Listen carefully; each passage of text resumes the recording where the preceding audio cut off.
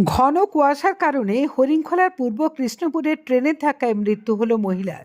প্রচণ্ড কুয়াশার কারণে দিকভ্রম হওয়ার কারণেই ট্রেনের কাছে চলে আসার ফলে ট্রেনের ধাক্কায় মৃত্যু হলো প্রায় ৫৫ ঊর্ধ্বের এক মহিলার। মর্মান্তিক ঘটনাটি ঘটেছে আরামবাগ থানার পূর্ব কৃষ্ণপুরে। জানা গেছে, পূর্ব কৃষ্ণপুরের বাসিন্দা অসীমা হাজারি নামের এক মানসিকভাবে কিছুটা অসুস্থ মহিলা ভোরের দিকে প্রাত্যহিক কাজে বের হন, কিন্তু কুয়াশার কারণে দিকভ্রম হয়ে রেলের লাইনের কাছে চলে আসেন। কিন্তু সে সময় দ্রুত গতিতে ট্রেন চলে আসায় ট্রেনের ধাক্কায় নাকি ঘটনাস্থলেই তিনি মারা যান। এরপর স্থানীয়দের মাধ্যমে জানতে পেরে ঘটনাস্থলে রেল এবং আরামবাগ পুলিশ পৌঁছান। এরপর মৃতার ময়নাতদন্তের জন্য দেহটি আরামবাগ মেডিকেল কলেজ হাসপাতালে পাঠানো হয়। দেখুন বিস্তারিত। দেখুন জোরে আমরা তো গেছি, পরেতে গেছি। এবার একটু মানসিক একটু ভাবসাঙ্গা ছিল, আর কুয়াশা খুব।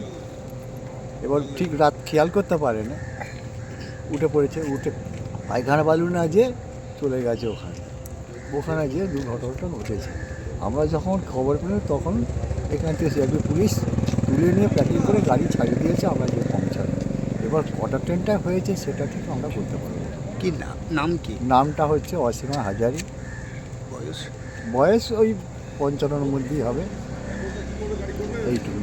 আর বাড়িটা ওইখানেই? বাড়ি ওইখানেই। আমার নিজের ভাই, বৌমা।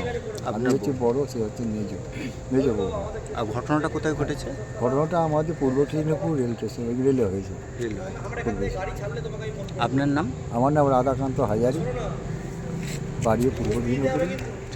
আর কিছু?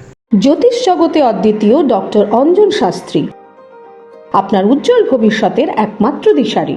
Call for booking 7477886099 or log in www.anjanshastri.com।